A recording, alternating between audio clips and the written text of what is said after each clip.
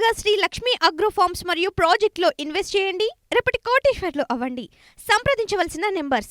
పలు రకాల జ్వరాలు తెలంగాణను భయపెడుతున్నాయి. వర్షాకాలం కారణంగా వర్షాలు, దోమల నుంచి వచ్చే జబ్బుల వల్ల నగరాలు, పట్టణాలు, పల్లెల్లో ప్రజలు చాలా ఇబ్బందులు పడుతున్నారు. ఆసుపత్రులన్నీ కిటకిటలాడుతున్నాయి. ఈ జ్వరాలను పట్టించుకోకపోతే ప్రాణాల మీదకు వస్తున్నాయి.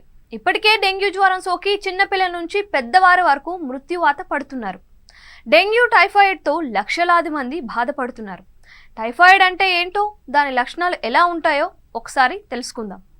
టైఫాయిడ్ని ఎలా నివారించాలి, అందుబాటులో ఉన్న చికిత్స ఏంటి అనేది తెలుసుకోవాలని వైద్య రంగ నిపుణులు సూచిస్తున్నారు.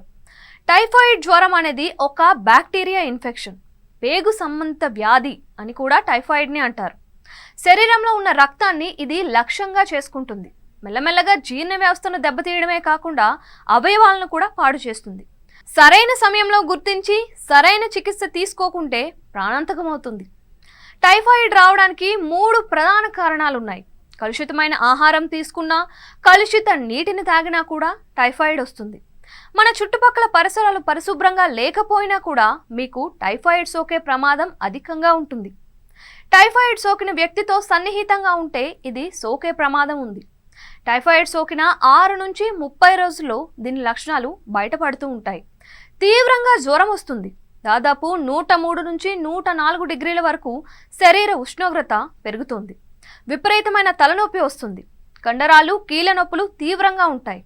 శరీరంలో సత్తువు లేక వెంటనే అలసిపోతారు. ముక్కు కారణం వాంతులు అవుతూ ఉంటాయి. కడుపులో నొప్పి, దద్దుర్లు కూడా వస్తాయి. కొందరు మూర్ఛపోయే అవకాశం కూడా ఉంది. పిల్లల్లో కూడా ఇవే లక్షణాలు ఉంటాయి. వారిలో కూడా తీవ్రమైన జ్వరం, ఒళ్ళు, కండరాలు, కీళ్ళ నొప్పులు బాధిస్తాయి.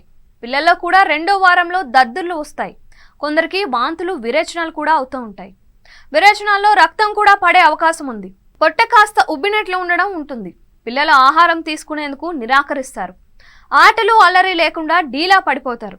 ఓపిక లేక అలా కూర్చుండిపోతారు. పూర్తి రక్త పరీక్ష తర్వాత టైఫాయిడ్ను గుర్తిస్తారు. రక్తంలో ఇన్ఫెక్షన్, ప్లేట్లెట్లను లెక్కిస్తారు. మూత్ర పరీక్షలు చేసి అందులో సల్మోనెల్లా టైఫీ ఉంటే గుర్తించి చికిత్స అందిస్తారు. కొందరికి bone marrow, ultrasound, CT scan, MRI ద్వారా కూడా ఈ టైఫాయిడ్ను గుర్తిస్తారు.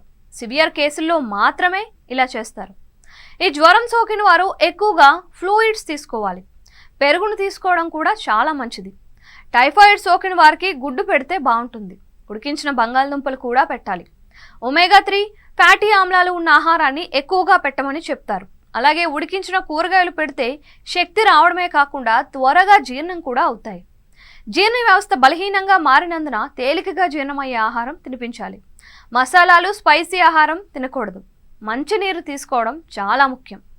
కలుషిత ఆహారం, నీరు తాగకుండా ఉంటే మంచిది. నీటిని కాచి చల్లార్చిన తరువాతే తాగాలి. ఇంటి పరిసరాలను శుభ్రపరచుకోవాలి. టైఫాయిడ్ సోకిన వ్యక్తికి కొంత దూరం పాటించాలి.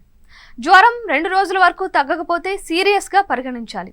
యాంటీబయాటిక్స్ మందులు, శరీరంలో డీహైడ్రేషన్ కాకుండా ఓరల్గా లేదా సెలైన్స్ వంటివి ఇస్తారు. బ్లడ్ కౌంట్, లివర్ ఫంక్షన్ వంటి పరీక్షలు రోజూ చేయాల్సి ఉంటుంది. టైఫాయిడ్ తగ్గుతోందా, పెరుగుతోందా అన్నది ఈ పరీక్షల ద్వారా చెక్ చేస్తూ ఉంటారు. అలాగే టైఫాయిడ్కి సంబంధించి టీకాలు కూడా అందుబాటులో ఉన్నాయి.